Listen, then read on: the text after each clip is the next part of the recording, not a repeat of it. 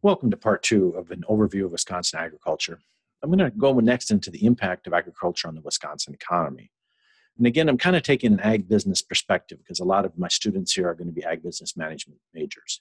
The first part here is from Steve Deller. He just put out a report here last year on the contribution of agriculture to the Wisconsin economy and updated for 2017.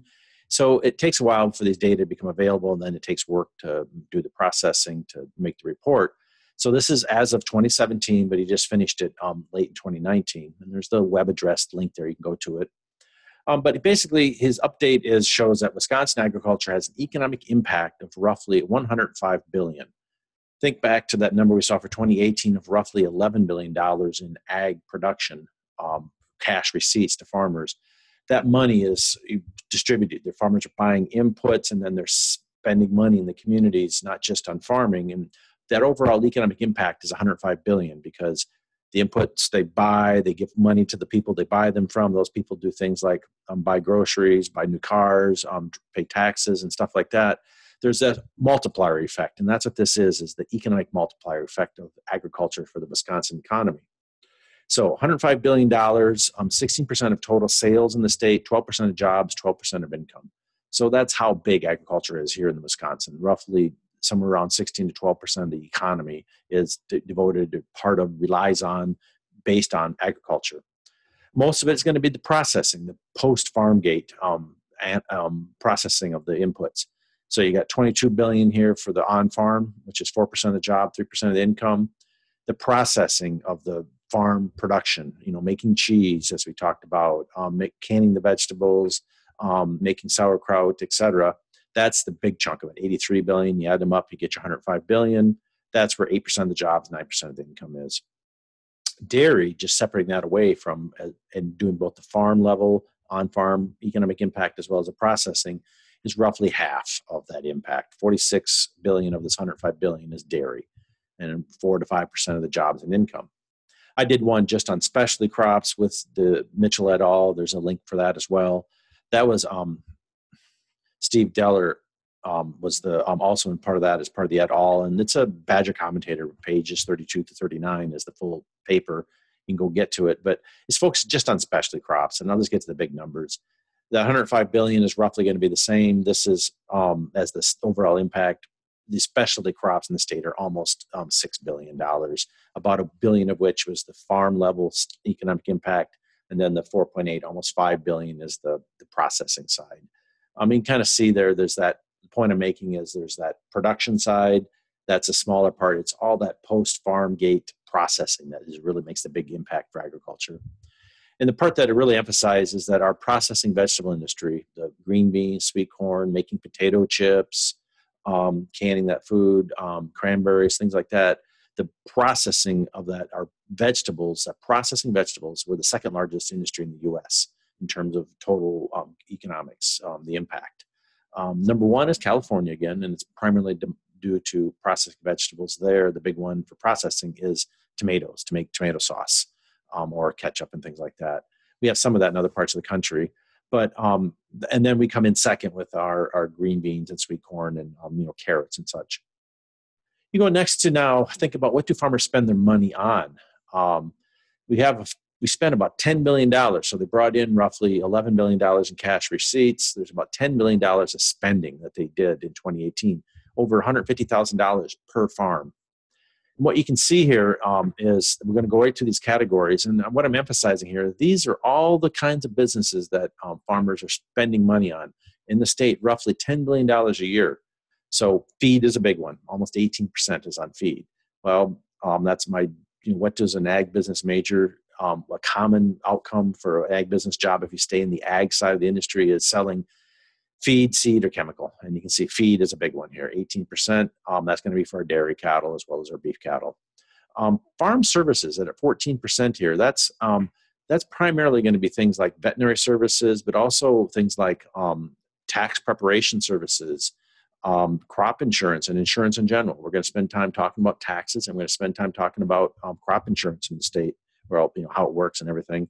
Marketing services. A lot of you are ag business management majors. You're going to take 322. It's going to be about marketing. Farmers love to have help marketing, doing the buying and selling for them, for their forward contracting their crops and milk and such.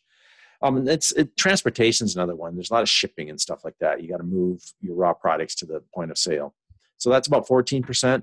Labor, that's just going to be primarily, hourly wage labor, if you will, for just general labor. But there's also going to be management. You can be a dairy herd manager, for example. That's be a labor income. And we'll talk about some of the types of things there that are careers that people have maybe. But supplies, repairs, and construction, there's going to be sort of supplies, things like lubricants for your machinery, boards to build things with, things that are what we call non-capital, non-depreciated, things for equipment for your machine shop, stuff like that, as well as construction and repairs on buildings, building new stuff, fixing stuff, putting a new roof on a building, things like that. Here's fertilizers and chemicals, nutrients.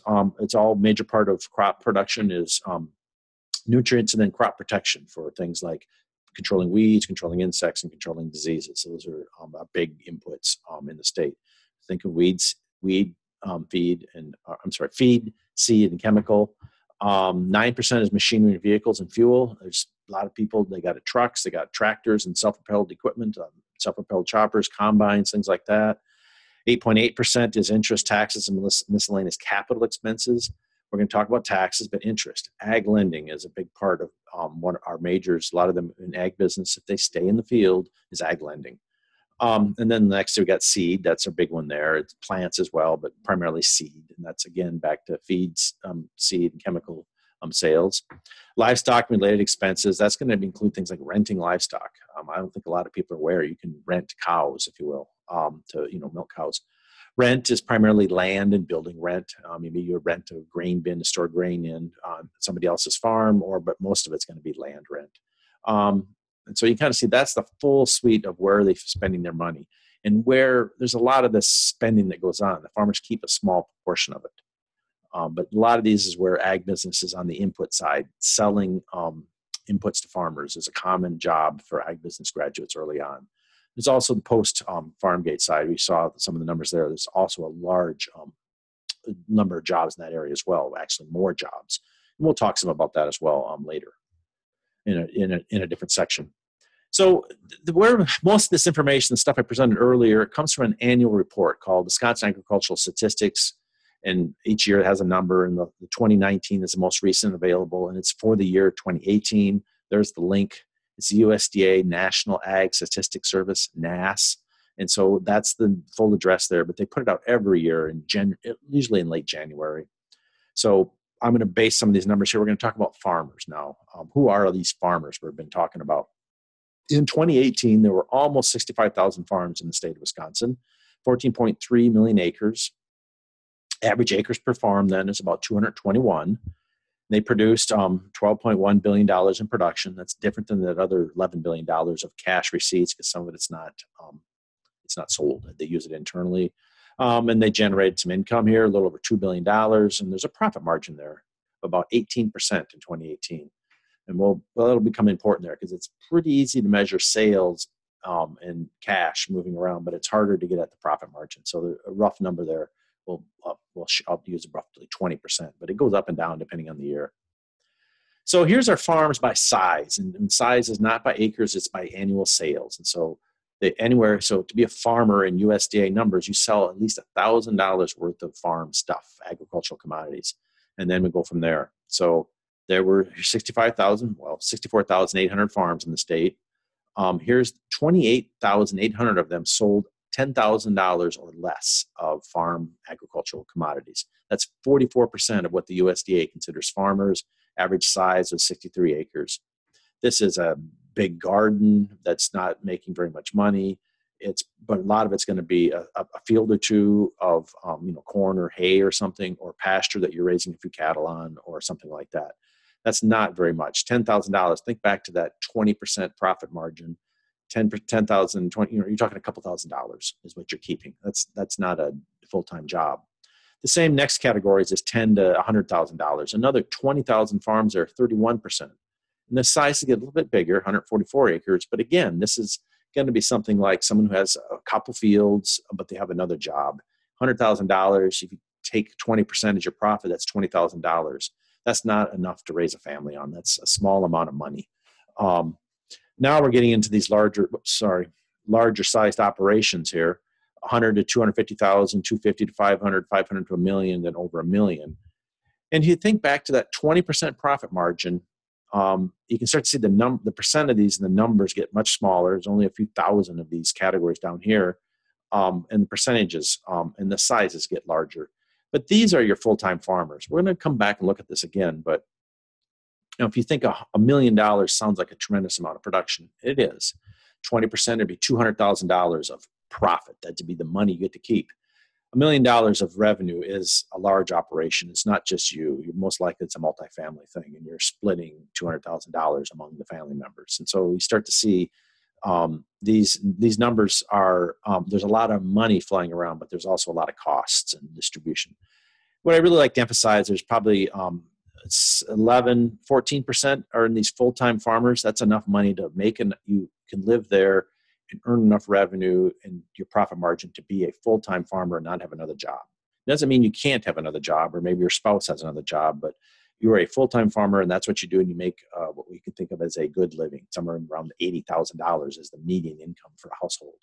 Well, these farms are in that region, whereas these people back up here are not in that region. Here's the same data shown, looking at graphically. You can see, 3/4 of these farms are in this less than $100,000 worth of total revenue, and most of them are even less than $10,000. And so it's the same point I'm trying to make. It's 10 to 15% of these people are full-time farmers, but the USDA considers 65,000 of them as U.S. or farmers in Wisconsin. There's really only 10 to 15% that are full-time farmers. A lot of them are doing something else as well. So you look at these, this is the sales again, but now I've gotten rid of all the zeros. So it's 1,000 to 10,000, 10 to 100, et cetera. And this is the year, and this is the number of farms in each of those categories. So we're going to look at the trend. How has it been changing over the last 5 years? So what you can see here, we'll look at the $1 million and up, 2,200, 2,200, 2,200, 2,150, 2,150. So really we have 50 fewer farms in that category. 2,800 down to 2,550, and the 500 to a million, and then you can see the rest here. What you'll see is this 29,900 to 28,800. That stayed. These two are pretty flat. The 100,000 and less. I guess these are down here summarized here. And then you can get these larger categories. The group that's been changing the most are these ones in the middle, the 100 to 250, 250 to 500. This group up here, in particular over the million, they've been much more stable, but all of them show a general declining trend, but the biggest declines are happening in the middle there. So these are the size of the farms now in terms of acres. This is the average number of acres for each of these farms, and you can see the farms are slowly getting bigger. We'll go with the big ones, $1 million and up in revenue, 1636 for acres up to 1674. Here's the 67 to 63. They're actually getting smaller, but these are 141 to 144. Here's where the changes are, 426 to 465, 714 to 745. But the average size per farm has been slowly creeping up as we consolidate. Fewer farmers, the same amount of acreage, we're getting bigger farms. We'll look at it in terms of percentages to control for that sizes. 50 farms out of 1,000 is different than 50 farms out of 10,000. So what you see here is the decline in the number of farms, and then there's the change in the average size of those farms, the acres. So you can see there's been almost a 4% decline in that category of 10,000 or less, and only about 2.3% decline in that large category. And these are the numbers in the middle. Across all the farms, the average is 4% of a loss, an annual change, or not an annual, it's really over these 5 years. So in the last 5 years, we lost 4% of the farms in the state. But you can see the big number of losses in the middle here, the 100 to $1 million. You can see the big one in this mid-size, 250 to 500, 500 to $1 million. And then the average acres have increased. This is the size of the farms. The small farms, these people with only $10,000 or less in sales, it really actually got smaller, whereas these and here it got bigger by a lot. And then the really big farms didn't get a whole lot bigger. The big transitions happening here in these mid-sized farms. So at the bottom of the page here, number of farms declined about 4% in 5 years and became almost 3% larger. But the number of mid-sized farms declined faster and increased in size faster than for small or large farms. So now we'll look at we talked about this already, dairy is our major industry and major agricultural industry. And think about these trends. What these data are here is each color is a different year. And in Wisconsin, you have to be licensed or to sell milk from your farm. And so we have the number of herds that are licensed each month. And so what these data show are the annual rate of loss, a dairy herd attrition rate by month from January 2016 to July of 2020. I didn't put 2015 on here because it's essentially the same as the blue line down there in 2016. But generally, we've been losing about 4% of our farms per year in dairy herds, I should say, 4% of our dairy herds per year.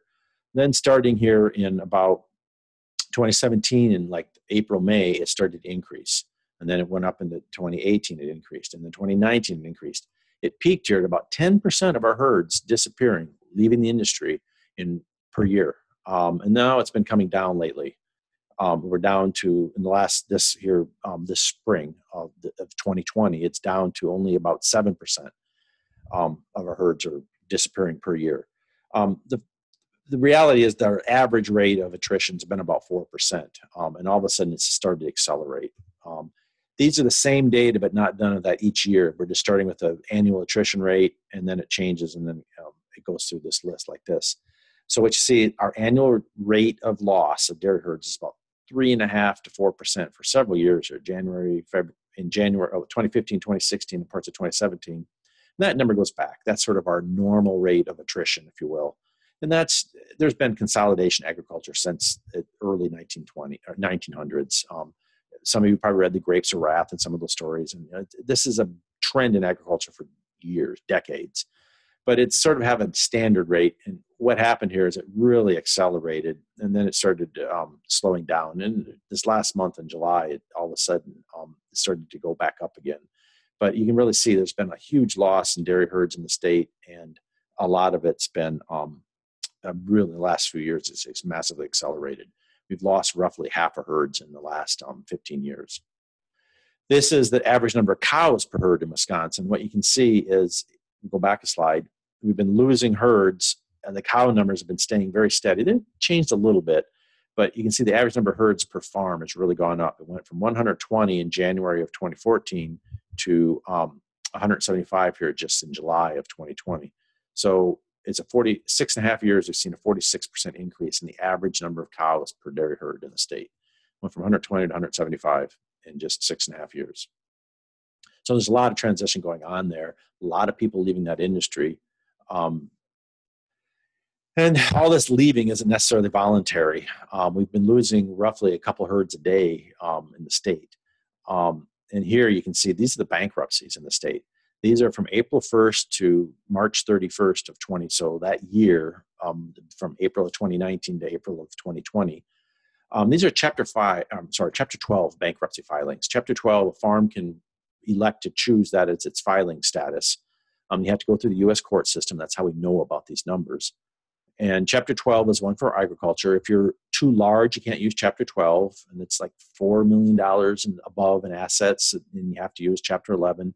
And a farm or anyone can still elect Chapter 11 instead of Chapter 12. And so they can use Chapter 12, they don't have to. So my point I'm making is some of these Chapter 12 bankruptcies, there are still more farms out there that filed for bankruptcy during this period. These here had to be farms, but some of them, other ones did not. They will show up in the other stats, and you can't separate ag from non-ag. But what else? Just go back a few slides here. This tremendous decline in dairy herds. There's a huge number of bankruptcies. We've been losing, this is 78, I believe is the number, way higher than other states. In Nebraska and Iowa, Kansas are up there, but in a lot of these other dairy states, like should be Michigan's not even on this list of the top ones. Oh, here it is. Michigan had about 12 or 13. Other states like Minnesota, we're way above these other states. And this has been persistent, this high level of bankruptcy in our state. I'm not sure of the cause, but a lot of these are dairy farms, but not all of them. There's been a lot of our industries have been in turmoil here with the low ag prices for a lot of our commodities. The cranberry industry has been going through some issues, and others as well. And so it's been corn and soybeans. There's a lot of financial stress out there in the state, and this is just one example of how bad it is in Wisconsin relative to other states. So what I'd like to just pause here now and talk about some of our summary, what's happening, and then we'll have some thought discussion questions. So the state of Wisconsin, like a lot of other states, has a lot of small farms, but the number of, and that's USDA numbers, so they have to sell $1,000 or more of agricultural commodities to be a farm.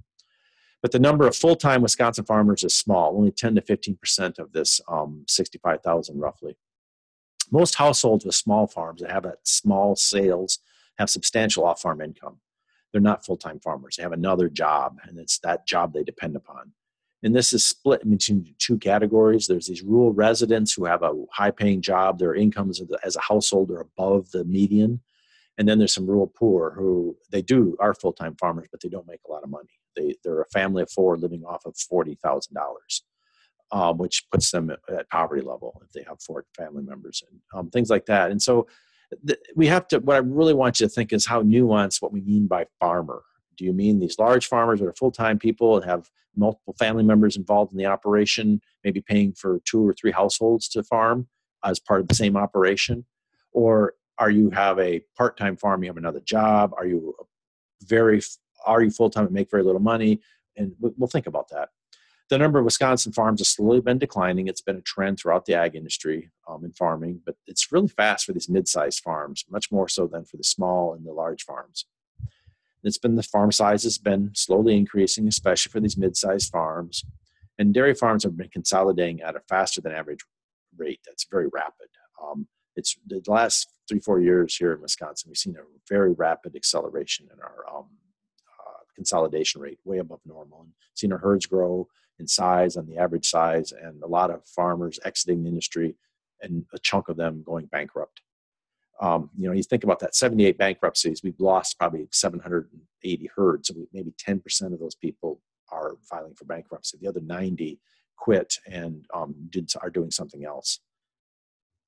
So let's think about some discussion questions and we'll be done. And we'll talk about these in class. What are some ways that the management goals and practices of these small part-time farmers differ from full-time farmers? We've got different audiences out there. Would you use the different sales or buying strategies to buy their outputs to sell and buy from them? So a lot of jobs are selling inputs to these farmers, and a lot of jobs are buying input or outputs from these farmers. Would you use different strategies? What are the ABM, the Ag Business Management implications of farm consolidation? I'll let you think about that. We'll talk about that in class. I have some ideas. But as these farms get larger and there's fewer of them, what does that mean as an Ag Business Management major? Or wanting to work for one of these companies that serves these agricultural industries. And then here's the bigger question too. We'll talk about some about this as well, longer term in the course. Should we have policies and programs to help and keep people in farming? Do we need farm support programs? We'll talk some about that. And by the end of the course, we'll spend a lot of time talking about the existing farm support programs. But then we should think about, should they differ for these part-time versus full-time farmers? So thank you.